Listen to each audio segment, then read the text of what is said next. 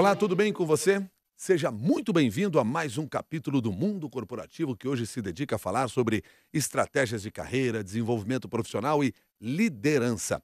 E para conversar conosco sobre este assunto, nós convidamos a Maria Tereza Gomes, que é jornalista, professora de MBA e também empreendedora. Mantém hoje a produtora de vídeo Jabuticaba Conteúdos. Além disso, a Maria Tereza Gomes é autora deste livro aqui, O Chamado. Você é o herói do próprio destino.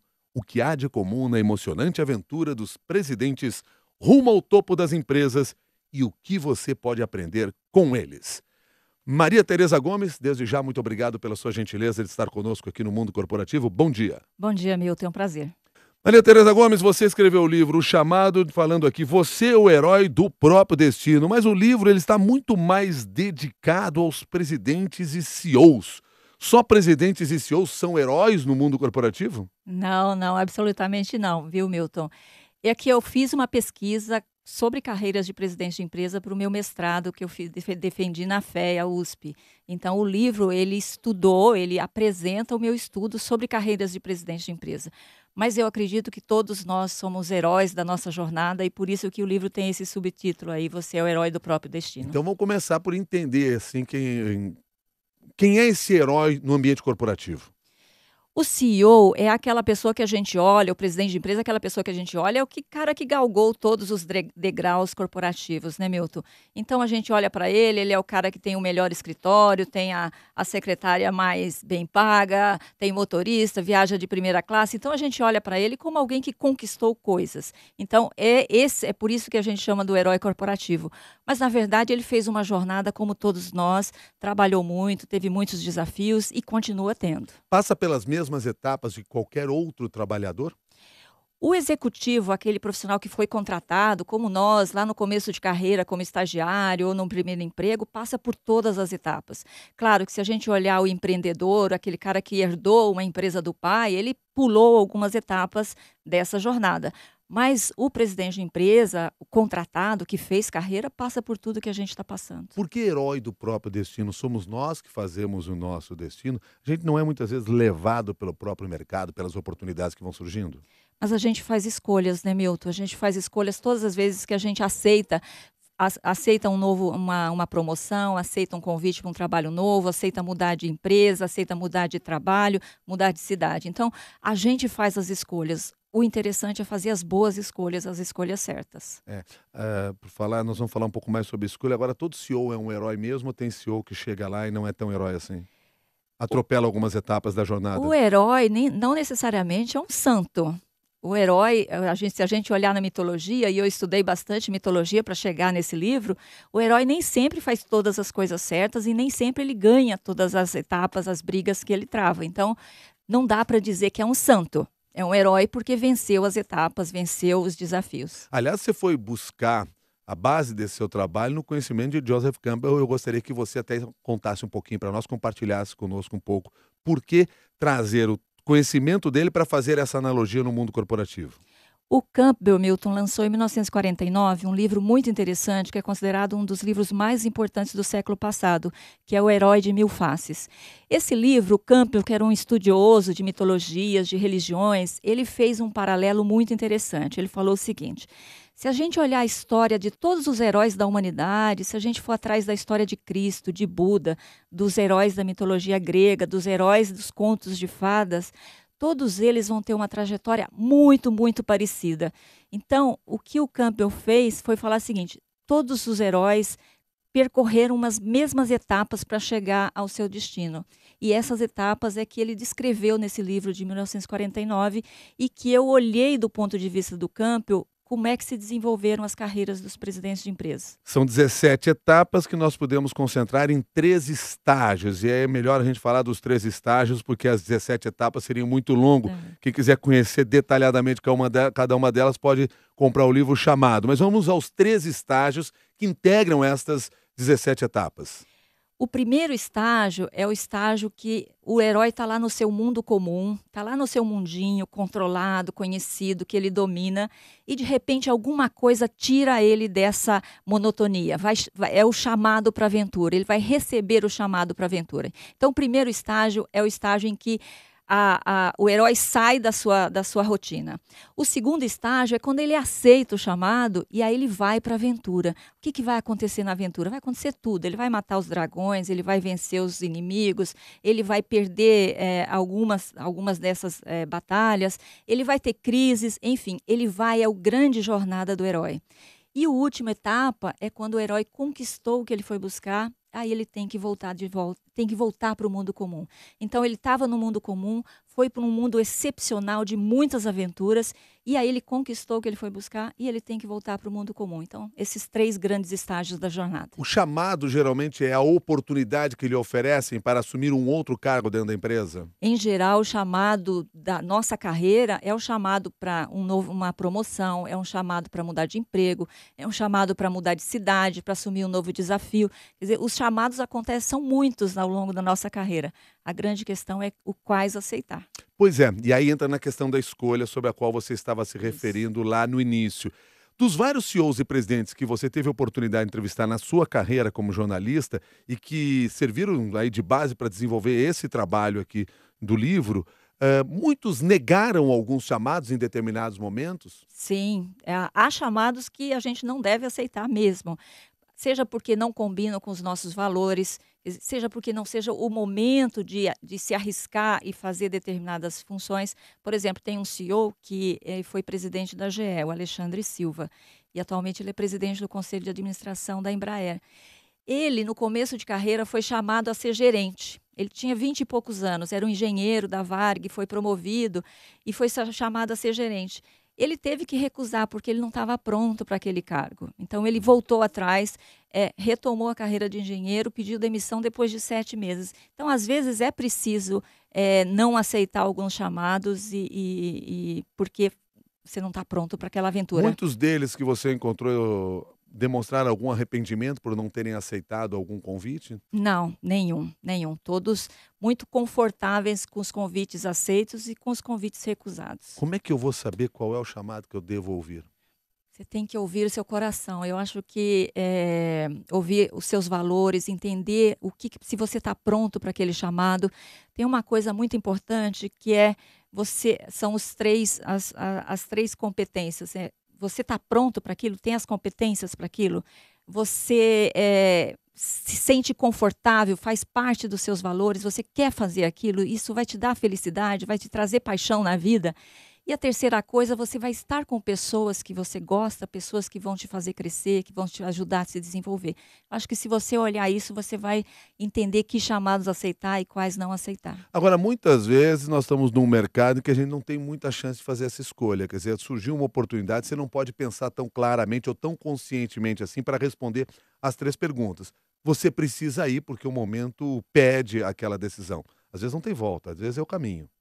E às vezes a gente precisa aceitar chamados porque a gente está, como o Campbell fala, o herói é todo aquele capaz de se sacrificar, de colocar as suas necessidades em segundo plano em benefício de outros. Então, se você, por exemplo, nós estamos num momento de desemprego altíssimo no Brasil. É claro que se você está desempregado, você vai aceitar o primeiro emprego que te oferecer um salário no final do mês.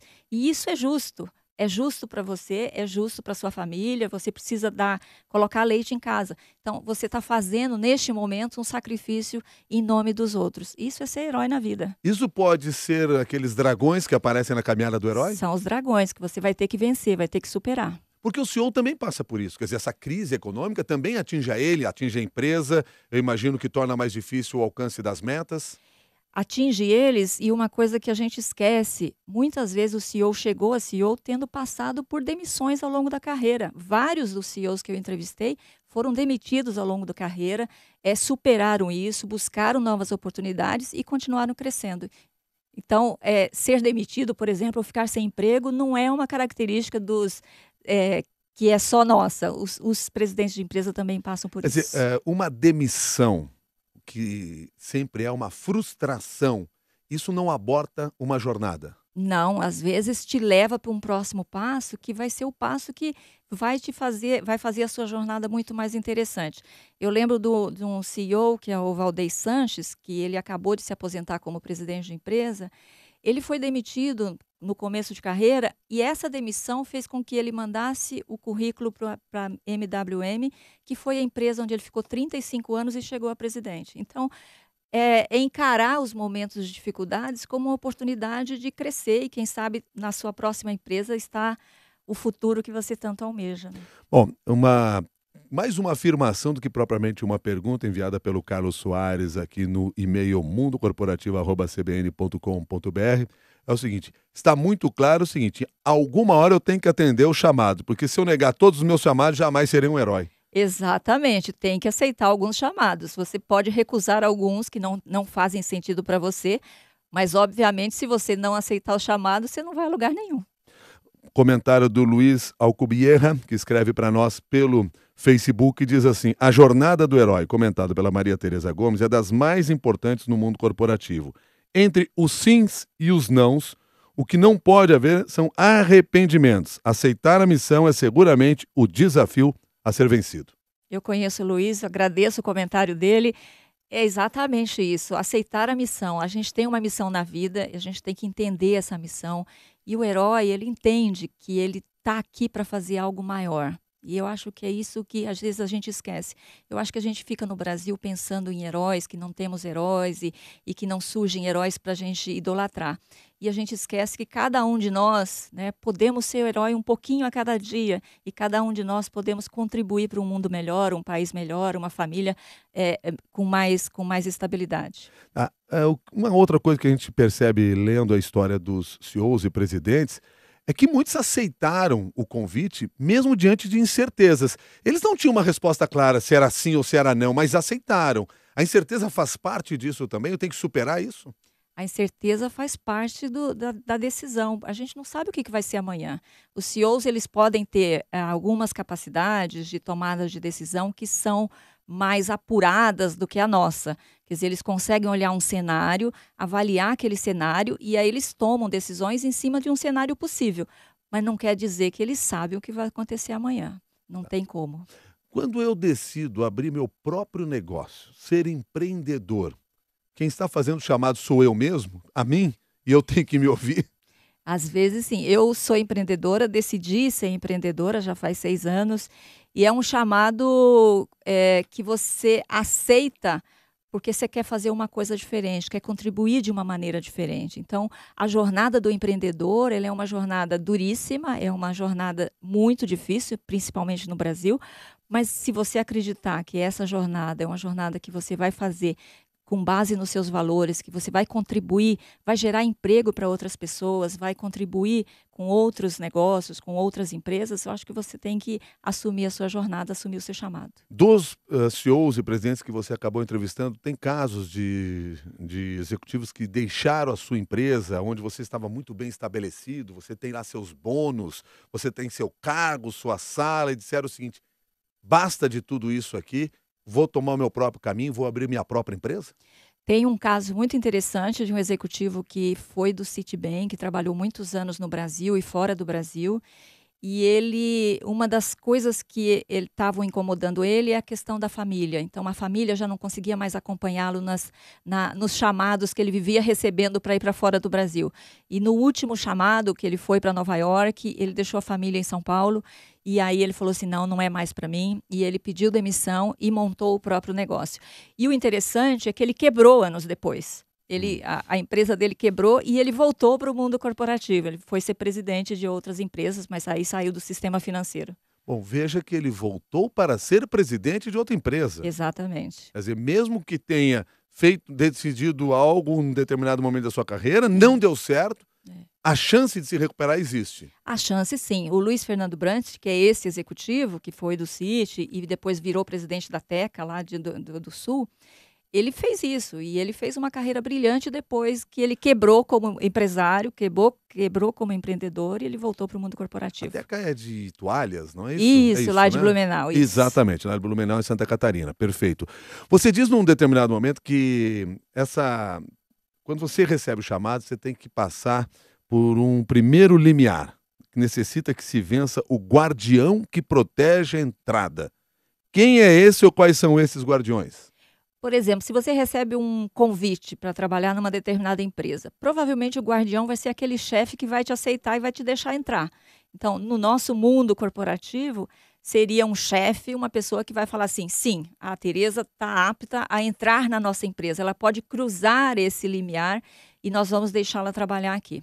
Então, um chefe é um guardião, Pode digamos. ser um guardião, mas Isso. existem outros nesse processo, dependendo da característica de empresa e de mercado. Normalmente vai ser o chefe aquele que vai te abrir a porta realmente para você entrar na empresa. Onde é que entra? Porque eu vejo aqui em alguns casos que foram contados por você, de pessoas que foram para outros ambientes, às vezes foram para outro país, chegaram lá e se depararam com pessoas que não compreendiam aquela sua cultura. Isso. Esses aí são o quê? São os dragões? São os inimigos, São os né? inimigos. Aqueles que você tem que vencer e eles estão aí no mundo corporativo, né? As bruxas más estão aí o tempo todo que a gente tem que superar.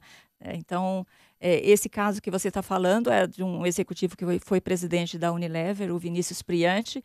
Ele foi transferido para Londres e lá ele foi pessimamente recebido pelos colegas, mas ele conseguiu superar e depois voltou para o Brasil como presidente da Unilever. Porque aí eu imagino que você deva fazer um trabalho de autoconhecimento muito forte, porque você Sim. tem que ter a demonstração do seguinte: se eu fui levado, se me foi feito esse chamado para continuar na expressão, é porque eu mostrei algum valor. Então, mesmo que você encontre todos esses inimigos, entre aspas, no meio do seu caminho, você tem que compreender o quanto você é capaz. Exatamente, e entender que os desafios, os inimigos, eles fazem parte da jornada. A questão é como é que você vai encarar esses desafios e esses inimigos. Os presidentes de empresa, Milton, o que eu descobri é que eles não tendem a ficar estagnados diante de um problema. Eles tendem a superar esses problemas e eles continuam na batalha. Eles não param, vai chorar com a mamãe. Eles vão brigar com o dragão, eles vão vencer os inimigos, eles vão encontrar uma maneira de continuar a sua jornada. Então, acho que a atitude em relação ao desafio, aos inimigos, aos problemas, é que faz diferença no CEO. Uma coisa que é muito comum quando nós conversamos com presidentes de empresas, CEOs, é eles reclamarem que se sentem muito solitários no topo. Essa solidão realmente existe e por quê? Então, a solidão do poder ela é muito caracterizada pela ausência de pessoas para compartilhar decisões ou indecisões ou momentos de frustração. E ela existe, todos os presidentes falam isso, que é um grande desafio, mas alguns deles encontram formas de superar isso, Milton. Por exemplo, ter um mentor, uma pessoa com quem conversar. Então, o Campbell descobriu lá naquele livro de 49 que o mentor é uma figura muito presente na jornada do herói. Todos os heróis têm uma pessoa protetora, uma figura com a qual ela pode conversar e que vai ajudar, ou vai dar os amuletos, como o Campbell fala, vai dar os amuletos para o herói vencer a sua jornada. Então, ter um mentor, alguém com quem conversar, compartilhar, é fundamental. Aí você tocou numa questão importante que eu tinha até destacado aqui que eu gostaria de falar com você, porque em diferentes momentos você fala da questão do mentor. Uhum. Eu posso encontrar mentor em qualquer estágio da minha carreira. Quem é esse cara? É uma pessoa que gosta de você, principalmente, gosta de você, acredita em você e vai te ajudar desinteressadamente. Isso é super importante, porque a gente às vezes confunde o que é um coaching e o que é um mentor. O coach normalmente tem uma relação profissional. Eu vou comprar algumas horas de você e você vai me ajudar com um determinado problema que eu tenho na carreira. O mentor é uma pessoa que vai fazer isso porque gosta de você. E normalmente uma pessoa com mais experiência que você pode ser o seu chefe, mas pode não ser o seu chefe, pode ser o seu pai, pode ser a sua mãe, pode ser um grande colega de trabalho, alguém com quem você já trabalhou. Então é alguém que vai te ajudar desinteressadamente, porque gosta de você e acredita em você. Você teve a sua jornada de heroína? Puxa vida, eu acho que eu tive, porque eu nasci no Paraná, numa cidade chamada Cidade Gaúcha. Cresci no Mato Grosso do Sul. Estudei em Marília, no interior de São Paulo. Fiz faculdade em Curitiba. Entrei no jornalismo lá em Curitiba, trabalhei em jornal, depois fui contratada pela Exame, quer dizer, fui chamada pela Exame para trabalhar na revista Exame, na editora Abril. Fiquei na Abril 18 anos e dentro da Abril fiz coisas incríveis, participei do lançamento da revista Você S.A., fui diretora de redação da revista Você S.A., participei do lançamento do Guia das Melhores Empresas para Você Trabalhar, fui responsável pelo guia durante muitos anos. Depois fui chamada para criar um canal de televisão, que era a TV Ideal. Infelizmente só ficou no ar 2 anos, mas eu adorei vídeo, descobri o vídeo, me apaixonei por vídeo. Enfim, depois fui empreender, estou empreendendo, fui fazer mestrado, escrevi um livro, enfim, eu acho que tive uma jornada aí que eu me orgulho bastante. Aceitei alguns chamados, recusei outros, mas eu estou muito confortável com o que E eu você fiz. teve mentores no decorrer dessa sua carreira? Eu tive um grande mentor, Milton, no meu período de abril. Infelizmente, ele já faleceu, que é o Sidney Basile. É uma pessoa que eu admirava muito e que me dava conselhos muito relevantes. Sempre que eu tinha uma questão de carreira, às vezes de vida mesmo, para pensar, era a pessoa que eu recorria e falava: Sidney, me ajuda, tem um minuto? E ele sempre tinha meia hora, 1 hora para conversar comigo, apesar da agenda super complicada. Depois eu tive uma outra mentora, que é a Leila Lória, também foi presidente da TVA, e que é uma pessoa que continua, assim, em volta e meia, eu ainda peço conselhos para ela. Agora, o Sidney foi o mentor, Uhum. assim, que mais me influenciou na carreira. E imagino que tenha sido referência para vários outros profissionais também, por Foi. tanto que a gente já falou dele em outras oportunidades, com outras pessoas que também É, seguiram carreira e o isso. conheceram. Bom, por que que a gente fala tanto em herói e tão pouco em heroína? Porque a gente vive numa sociedade patriarcal já faz 4 séculos não, 4 milênios, né, porque as sociedades matriarcais, elas desapareceram lá por 1700 antes de Cristo. Eu tenho um capítulo no livro que eu chamo de heroína tímida, porque eu acho que as mulheres fazem a sua jornada de heroína, mas elas têm uma certa timidez de mostrar a sua jornada. E eu percebi isso quando eu era jornalista, que a gente tinha dificuldade de encontrar mulheres para entrevistar ou mesmo para participar de projetos lá que a gente tinha na revista. E acho que as mulheres aceitam os chamados, mas elas têm uma certa timidez de mostrar o quanto a jornada delas também é interessante. Aliás, você no livro, quando fala de mulheres, você sugere comportamentos, atitudes que as mulheres devem ter nesta jornada. Uhum. Queria que você destacasse algumas dessas atitudes, até para que sirva de referência para quem está nos acompanhando. Eu acho que as mulheres, primeiro, elas têm que ter esse orgulho da jornada que elas estão fazendo e não deixar de mostrar isso. Eu acho que a gente se comporta com timidez mesmo no ambiente de trabalho. Eh, Muitas mulheres desistem no meio do caminho, né? A gente tem tão poucas presidentes de empresas. E aqui eu queria fazer um parênteses, Mito, se você me Uhum. permite. Eu participo de uma organização chamada Professional Women's Network, que é uma organização que nasceu em Paris em 2002, 2004, e que tem o objetivo de promover a liderança feminina. Então, eu tenho estudado bastante esse assunto, e o que acontece hoje, a gente tem na porta de entrada das empresas, as mulheres são metade e os homens são a outra metade. Quando chegamos a gerentes, as mulheres são apenas 35, 36%. Quando chegamos a diretores, somos 17%. Quando chegamos a CEO, 5%. Quer dizer, as mulheres de alguma forma estão se perdendo no meio do caminho. Ou elas não estão querendo empreender essa jornada rumo ao topo corporativo, à liderança, ou as empresas não estão criando condições para que essas mulheres continuem a sua jornada. Então, a gente tem um grande desafio, que é fazer com que essas meninas que entram lá como trainees, estagiárias, continuem, cheguem a gerentes, depois cheguem a diretores, depois cheguem a presidentes, que não está acontecendo hoje. Mas isso depende de uma mudança de comportamento destas mulheres ou depende de uma mudança de comportamento das empresas e do próprio mercado? As 2 coisas, Milton. O que a gente tem visto é que as mulheres, elas têm desistido no meio do caminho, muitas não querem, às vezes não querem nem ser promovidas, porque é um desafio muito grande. Já tem pesquisas que mostram isso, que as mulheres falam assim: é muito tempo que tem que dedicar. Um presidente de empresa trabalha 7 dias por semana, 24 horas por dia, está 24 horas dedicado. Então, muitas mulheres não querem isso. E é honesto e é compreensível que não queiram isso. Então, as empresas têm que mudar, parar de exigir que um diretor ou um presidente tenha que estar 24 horas no ar, porque as mulheres não vão aceitar isso. Claro que a prioridade é os filhos e a família e o marido, e a gente quer estar em casa. Então, as empresas têm que mudar o comportamento delas, tem que ter um rearranjo. Não dá para continuar do jeito que está. Porque também não querer aceitar esse ambiente e esta regra do jogo a qual você acabou de se referir, cabe aos homens também. Porque o homem pode não querer aceitar isso. Eu não quero chegar lá porque eu não quero passar por isso. Os homens deveriam não aceitar. Mas quando eles aceitam, eles acabam excluindo as mulheres que não querem aceitar. Então, as empresas precisam mudar. E não só os homens não aceitarem isso, mas os homens precisam ser parte da mudança. Porque nós, mulheres, a gente sabe que as empresas precisam mudar. Mas quem está liderando as empresas hoje são os homens. Se a gente não conseguir mudar a cabeça de quem lidera as empresas hoje, a gente não vai conseguir uma mudança boa. No capítulo Interessante. que você fala sobre as mulheres, você coloca lá 3 sugestões de mudança de comportamento. Em vez de assumir riscos, ter consciência dos riscos. Em vez de brigar pelo poder, optar por trabalho em equipe. Em vez de ambição, princípios. Em resumo, é isso. Essa coisa dos princípios e dos valores, né? As mulheres são muito mais conectadas nos valores e nos princípios.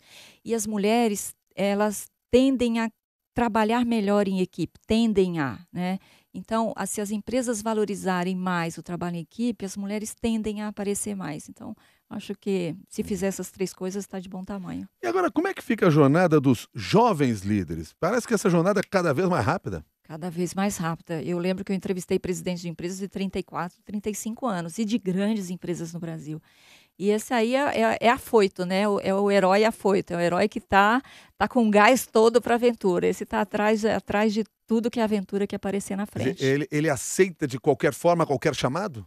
Está aceitando mais chamados e mais cedo. É engraçado que eu recentemente reencontrei um CEO que eu entrevistei lá atrás.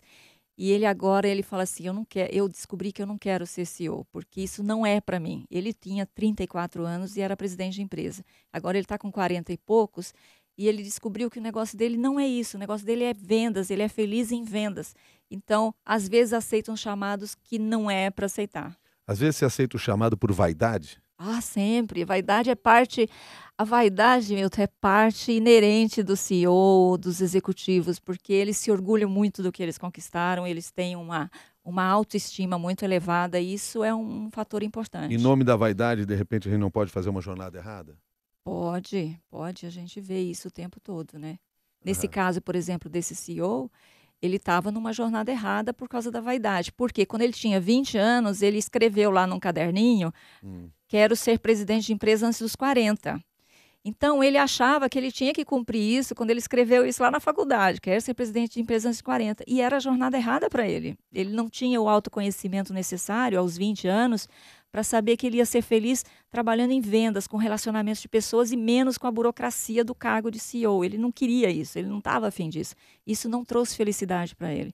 Então, e também tem que, você escreveu lá no caderninho, quero ser CEO antes de 40, tem que ter a capacidade de olhar e falar assim, putz, errei, não era isso, né? Replanejar o tempo todo. Tá. Você percebeu no livro, quando conversa com os jovens líderes, que todos eles falam ali muito em propósito, né? O que significa realmente esse propósito para eles? Que não é só trabalho, né? Por que eu estou fazendo isso? Por que eu estou nessa minha jornada? Qual que é eu vi que você entrevistou alguém aqui que falou isso sobre propósito. Os jovens hoje, em vez de perguntar quanto que eu vou ganhar, falam Isso. de propósito, né? Então, qual é o propósito dessa empresa? E eu acho que isso é uma mudança de comportamento muito interessante, que na minha geração, a gente não perguntava sobre propósito. A gente perguntava quanto vai pagar, qual vai ser o cargo. Eu acho uma mudança muito interessante e tem a ver com um conceito, Milton, que lá o pessoal da USP está estudando, e não é um conceito novo, mas ele emergiu agora muito forte, que é a das escolhas de carreira pelos seus valores, pelo que você gosta de fazer, e não pelo que os outros acreditam que é importante. Então, fazer escolhas não pelo cargo, ou porque vai ter a passagem de primeira classe, ou de executiva, ou porque os outros vão falar, puxa, esse cargo da Tereza, nossa, que coisa. Mas fazer escolhas por você. O que você gosta de fazer? Que valores essa empresa te traz que combinam com seus valores? Isso é o trabalho com propósito, é em busca de uma vida mais sustentável e mais feliz. Para que a gente passe pelos 3 estágios, chegue ao topo e depois chegue no 3º estágio, que é o final, que é o da vida para o mundo comum, como você chama. A gente tem que perceber que o nosso ciclo terminou? Tem que perceber. Todo herói tem que voltar para casa em algum momento. Então, às vezes, um ciclo termina e você vai começar outro. Por exemplo, os presidentes de empresas têm uma grande dificuldade de pensar em aposentadoria, em parar de trabalhar, porque é aquela decisão muito difícil. Por que que eu vou deixar esse mundo especial cheio de que eu sou convidado para todas as festas, eu subo no palco, as pessoas me aplaudem, eu viajo, eu não sei o quê, eu sou super importante. Por que que eu vou deixar isso e voltar para o meu mundinho comum? Mas às vezes o herói que é herói, ele tem que voltar. O Campbell já falava isso. Tem que fazer o ciclo. E aí recomeçar um segundo ciclo, né? O que que eu vou fazer depois da aposentadoria? Muitos presidentes de empresas estão virando conselheiros de outras empresas, estão levando o seu conhecimento para ajudar outros. E isso a gente tem que pensar no nosso também. Eu tenho 51 anos. Quando eu fizer 60, se eu me aposentar, o que que eu vou fazer? Eu não quero ficar inativa, eu não quero ficar sem trabalhar, até porque eu acho que eu vou morrer, e a gente morre mesmo, né, se ficar sem fazer nada. Então tem que ter um plano para depois, e quanto antes você começar a se preparar, melhor, mais confortável ele vai ser para você. Dá certo. Bom, só que deixa eu registrar aqui. Márcio Ruschel escreve pra gente, ele está no Facebook nos acompanhando, de Bento Gonçalves, interior do Rio Grande do Sul, na Serra Gaúcha. Diz: estamos online com a CBN. Ele coloca aqui: a mulher merece a liderança. A Thelma Andrade escreveu para nós: parabéns, Maria Tereza Gomes, pela sua entrevista. O Marcelo diz assim: mulher brasileira, joia rara na vida do homem e da sociedade. E a Maria Anete também escreve dizendo assim: parabéns por fazer a grande diferença em nosso país. Eu agradeço a todos vocês que participaram dessa nossa conversa aqui com a Maria Tereza Gomes. Maria Tereza, muito obrigado pela sua gentileza. Até uma nova oportunidade. Nossa, para mim passou muito rápido, Milton. Obrigada. É porque a conversa foi boa, em um ótimo ritmo. Eu agradeço muito pela sua presença aqui. Obrigada, Milton. Maria Tereza Gomes, que é autora do livro O Chamado, Você é o Herói do Próprio Destino, o que há de comum na emocionante aventura dos presidentes rumo ao topo das empresas e o que você pode aprender com eles. Maria Tereza também é jornalista, professora de MBA e empreendedora. Hoje está à frente da produtora de vídeo Jabuticaba Conteúdos. A você que participou ao vivo desse programa, o nosso agradecimento, o nosso muito obrigado. Lembrando que esse assunto é para ser compartilhado com outras pessoas. Se você quiser, vai até a nossa página de discussões no LinkedIn. Ela é aberta. Você pode publicar a sua opinião, publicar o seu texto, o seu artigo, o seu conhecimento, para que a gente possa levar à frente tudo isso. Combinado assim? Até um próximo capítulo do Mundo Corporativo.